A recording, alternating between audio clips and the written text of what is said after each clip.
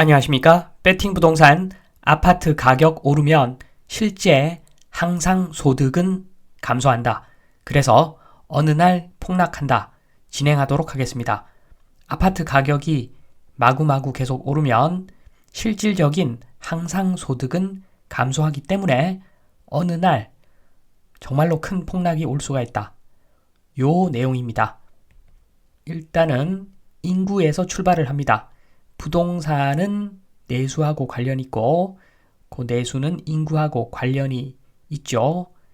부동산하고 인구는 상관관계가 상당히 높습니다.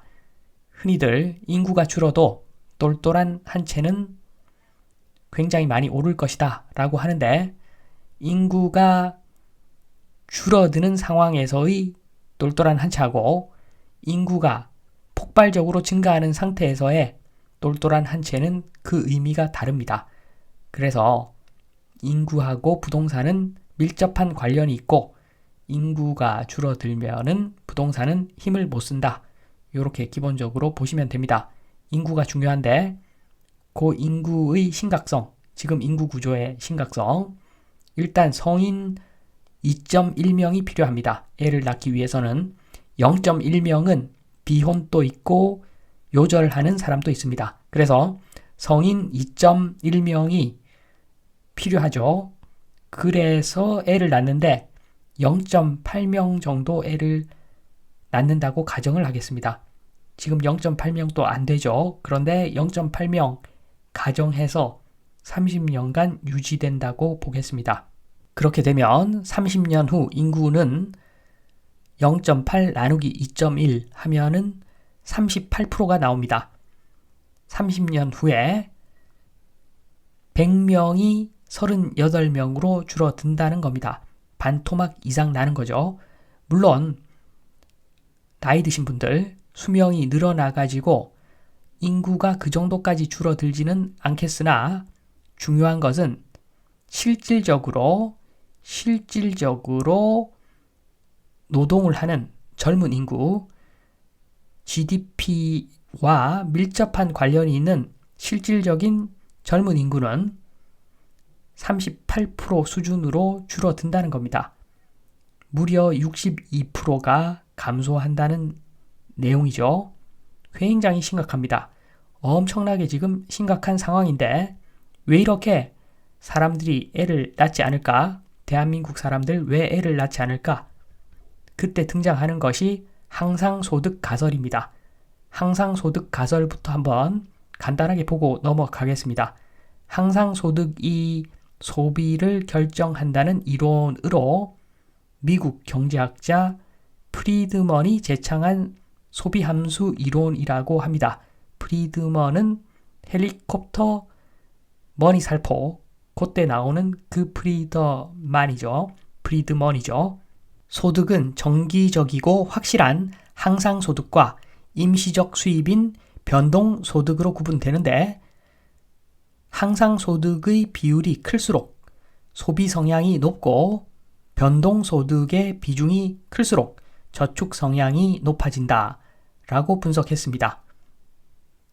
지금 딱 봤을 때 이 말은 너무 당연하죠. 일단 일회성으로 뿌리는 돈은 요거 또 받는 돈이 아니기 때문에 저축 많이들 하죠. 그런데 계속 내가 평생 매달 얼마 돈을 번다. 그러면은 그 돈은 쓸 수가 있는 겁니다. 한 달 지나서 또 그만큼 벌고 한 달 지나서 또 그만큼 벌고 이런 식이기 때문입니다. 그래서 너무 당연하지만 항상 소득이 증가하면은 소비를 하게 되어 있죠. 마음의 안정을 찾는다는 겁니다. 항상 소득 가설 미국과 한국 비교해 보겠습니다. 미국은 맛이 많이 갔죠. 예전에 비해서 맛이 많이 갔지만 아직까지 약간은 남아있는 것이 USA입니다. 미국은 국민을 버리진 않는다. 세계 1등 국가이기 때문에 국민을 버리지는 않을 것이다. 일을 하고자 한다면 계속 먹고는 산다. 먹고 살게는 해줄 것이다. 그러므로 애를 낳아도 된다. 이러한 경향이 있는 것 같고 반면에 한국은 국가가 헤쳐먹기 바쁘다. 헬조선이다. 이런 인식이 있죠. 조선시대부터 지금까지 평민들은 힘든 나라였다고 볼 수가 있죠. 한반도에서 평민들을 위했던 그런 정치를 했던 시기는 거의 없죠. 거기다가 얼마 전까지는 고도 성장이 가능했죠. 고성장을 통해서 낙수 효과를 기대해서 그 바람에 좀 잘 먹고 잘 살던 시기가 있었는데, 하면 되던 시기가 있었는데, 이제 그런 시기는 끝났고, 거기다가 평민들이 힘든 나라죠. 전통적으로. 그러니까 애를 낳으면 노비가 된다는 생각이 강합니다. 요 이야기는 지금 나도 어렵게 지금까지 살아왔는데, 내가 만약에 애를 낳으면 애들은 나보다도 오히려 더 힘들 것이다. 이러한 가정이 깔려 있는 거죠. 앞으로는 항상 소득이 오히려 줄어드는 시대가 올 것이고, 그러면 애들은 더 힘들 것이다. 그렇기 때문에 애를 안 낳는 것이겠죠. 추가로 설명을 좀 더 드리면, 항상 소득이 줄어들 것이라 예측하는 평민들이 대부분이죠. 그 내용은 이런 거죠. 자산가와 평민의 소득 구조를 보면은 알 수가 있습니다. 자산가는 불로소득이 많습니다. 상속을 받든 자산 소득을 일으키든 자산을 들고 있으면 그 가격이 올라가지고 임금보다도 훨씬 더 짭짤하죠. 그래서 자산가는 불로소득이 많은데 세금은 상대적으로 조금 냅니다. 불로소득에 대한 세금도 크다고 불평들하지만 근로소득에 비하면 비율상 세금이 적다고 볼 수가 있습니다. 반면에 평민은 불로소득, 세금이 상대적으로 적은 불로소득은 거의 없고 근로소득만 엄청나게 많습니다. 소득의 대부분이 근로소득입니다. 그런데 세금을 많이 떼가죠.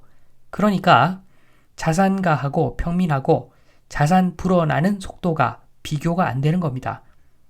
그러니 애를 낳아봤자 노비가 된다. 그런 생각을 하는 것이겠죠.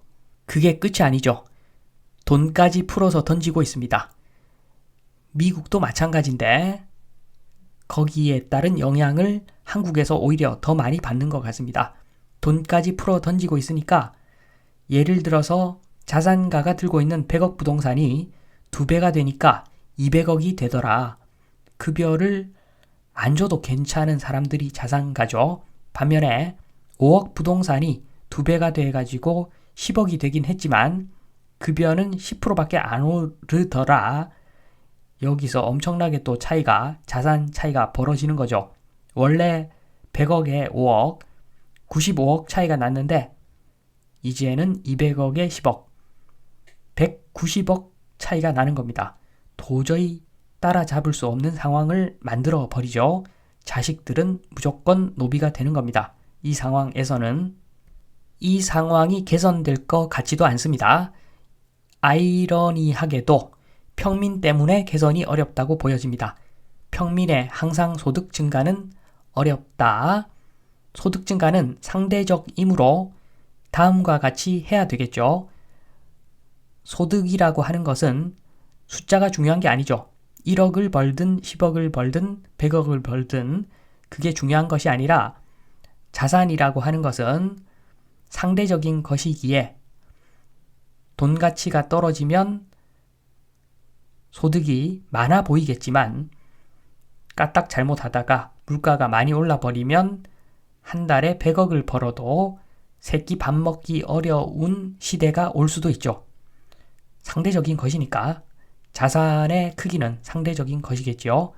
그래서 임대소득세 등 자산소득에 대한 세금을 증대시키고 근로소득에 대한 세금을 대폭 할인해주고 그리고 말들이 많지만 상속세, 보유세 이런 거는 증세하는 게 맞겠죠.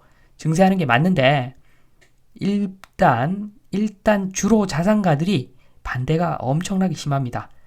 반대가 엄청나게 심하고 그리고 역설적으로 평민의 상당수도 결사 반대하는 내용이 위에 있는 저런 내용입니다. 임대소득세, 상속세, 보유세, 증세. 어떻게 보면은 평민들이 오히려 더 결사 반대를 하기도 합니다. 웃기는 거죠. 구조를 잘 몰라서 이런 반응을 보이는데 중요한 것은 항상 소득의 증가이고 평민 입장에서는 근로소득에 대한 세금을 조금만 부과하는 것이 그게 유리한 방향인데 역설적으로 자산에 대한 세금, 자산소득에 대한 세금 증세를 반대합니다. 코미디입니다. 그러니까 이런 코미디 때문에 평민의 항상 소득 증가는 어렵다고 보여집니다. 그래서 지금 분위기 상으로 봤을 때는 30년 후 대한민국 예측을 해보면 역대급 지도자가 나오기 전에는 어렵습니다. 어렵다고 봅니다. 국가 전체로 보면 얼마 안 되는 나의 자산 가격 방어를 하기 위한 국민들, 특히 평민들의 행동이 저출산율 유지를 시켜가지고 역사적으로 경험하지 못한 폭락을 부를 확률이 높다. 요 점을 말씀을 드리면서 이만 마치도록 하겠습니다.